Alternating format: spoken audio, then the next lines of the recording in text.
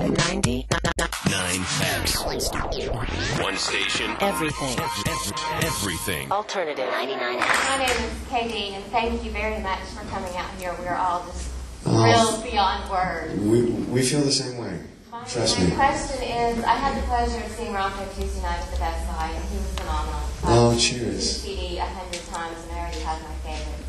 My question is, I understand you started playing in Southern California, in coffee bars and places like that. How did you come to discover him? Well, very much like I described in the film, a friend of mine, Dark Mark, who was working on the show, knew we had started a label. He told me about this artist. I went down. About 2 weeks later, I saw him in a place called the Gypsy Lounge down in Long Beach. And I think it was about the third song in, he played a song called Butterfly, which is not on the record,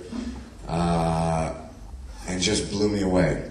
It was as if, and I've actually heard this in a review. They had said if Jeff Buckley and Led Zeppelin had had a car accident, Rocco DeLuca would be what came out of it. And it summed it up for me.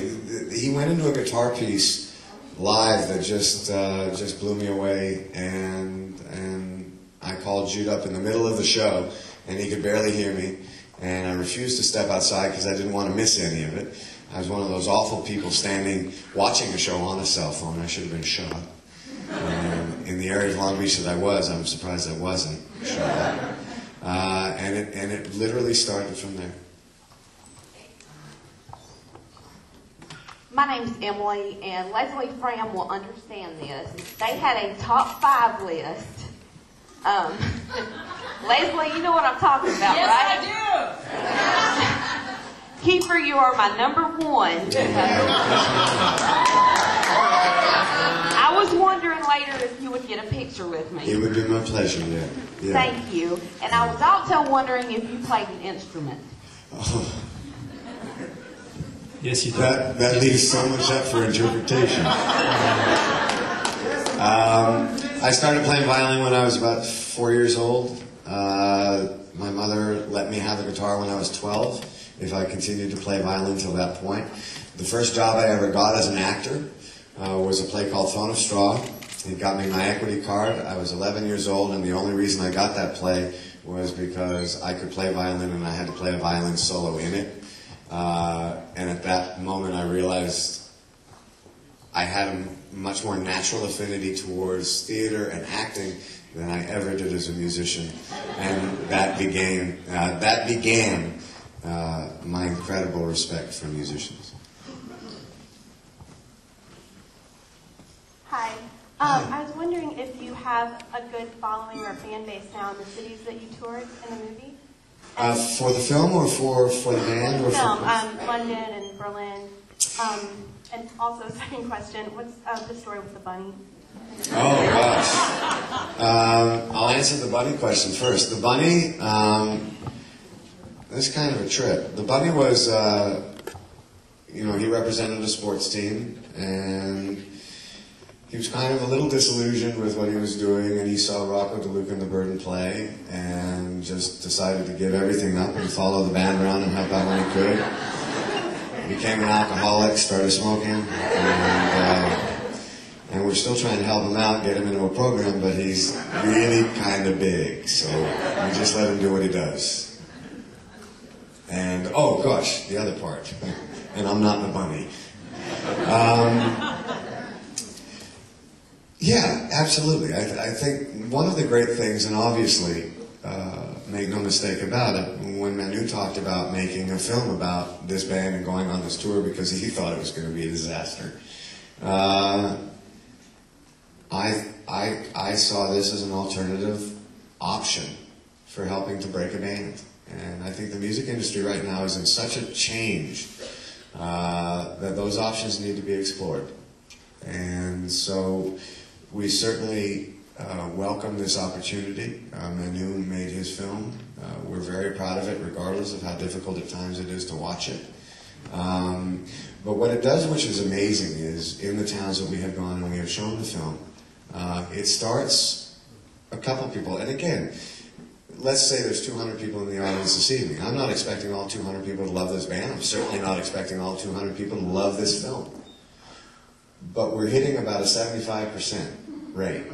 And that 75% is going to tell another group of friends about this record, and in turn about the film. And it starts to spread. And this goes back to this philosophy that 20 people matter, and they do.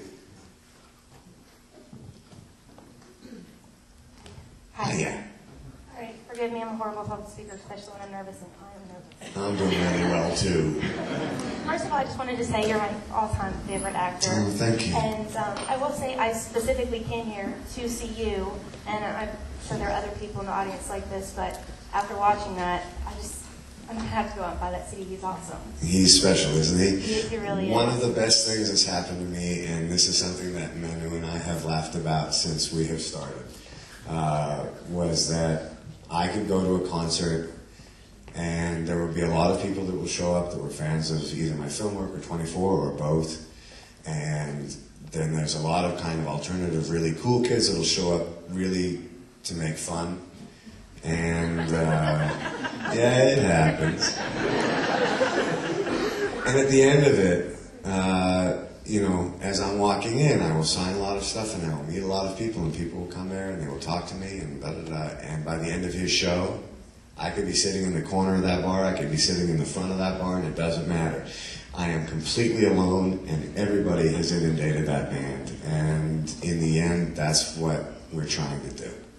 Okay, one quick question for you. And before I ask you the question, everybody's going to say this, but I'd love it if I could get your autograph.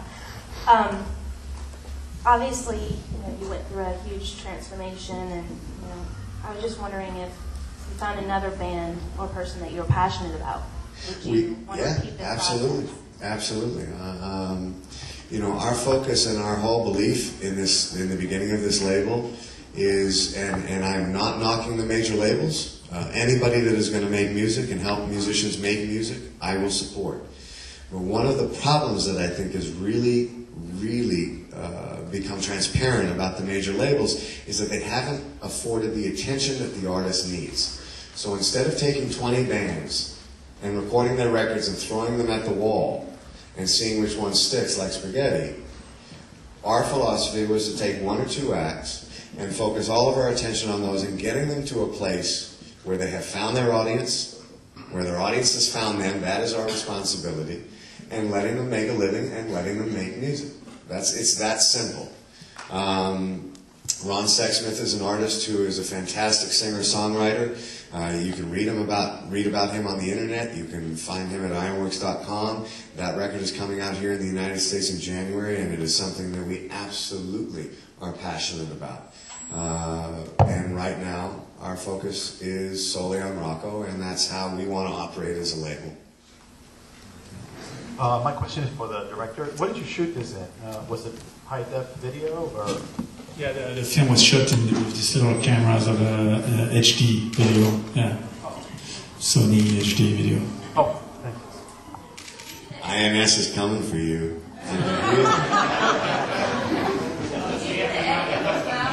do the editing? Well, I did the editing with two editors that helped me with it, and we did a collaboration on the editing. Yeah. Everything Alternative 99X.